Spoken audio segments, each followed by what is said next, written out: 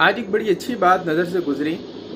साहिब पूछने लगे कि अल्लाह पाक ने कुरान पाक के अंदर रोज़े के बारे में ये फरमाया है कि रोज़े का मकसद क्या है, लअल्लकुम तत्तकून, कि तुम मुत्तकी हो जाओ, शायद कि तुम मुत्तकी हो जाओ। तो कहने लगे कि मुफ्ती साहब ये तकवा क्या है।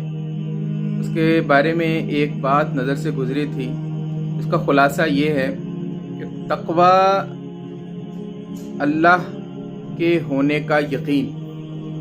बज़ाहिर तो तकवा कहते हैं मुत्तकी होना, या तकवा डरने को कहते हैं। आप इस तरीके से भी इसको ताबीर कर सकते हैं कि अल्लाह के होने का यकीन कि अल्लाह है।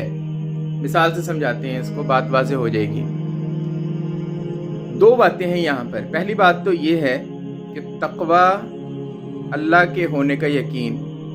कहते हैं कि आप एक कमरे के अंदर हैं, अकेले हैं, कोई देखने वाला नहीं है, वहाँ पर फ्रिज है, फ्रिज के अंदर खाना है, उम्दा से उम्दा मशरूब है और अच्छे से अच्छा खाना है, लेकिन आप नहीं खाते। आपके लिए कोई चीज़ माने नहीं है उस खाने तक पहुँचने के लिए, मगर उसके बावजूद भी अगर आप वो खाना नहीं खाते सिर्फ इसलिए कि मेरा रोज़ा है और अल्लाह मुझे देख रहे हैं और अपने आप को रोकते हैं, तो ये तकवे के जानिब आपका पहला कदम है। ये तकवा है कि अल्लाह है, इसलिए आप इस चीज़ से बचते हैं कि रोज़ा इफ्तार ना हो जाए, रोज़ा टूट ना जाए। मैंने अल्लाह रब्बुल इज़्ज़त के लिए खाना पीना छोड़ा है।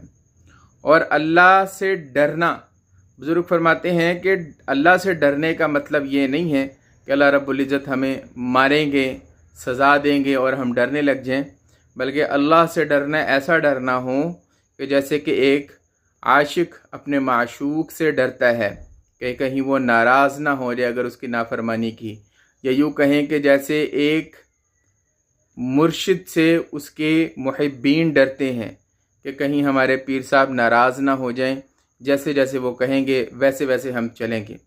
तो रोज़े का मकसद ये है, अगर हम इस मकसद की तरफ बढ़ रहे हैं तो हम सही सिमत पर जा रहे हैं, और अगर हम सही सिमत की तरफ जा रहे हैं तो फिर फ़िक्र की बात नहीं, लेकिन अगर इस सिमत की तरफ नहीं जा रहे हैं तो यकीनन फ़िक्र करने की बात है।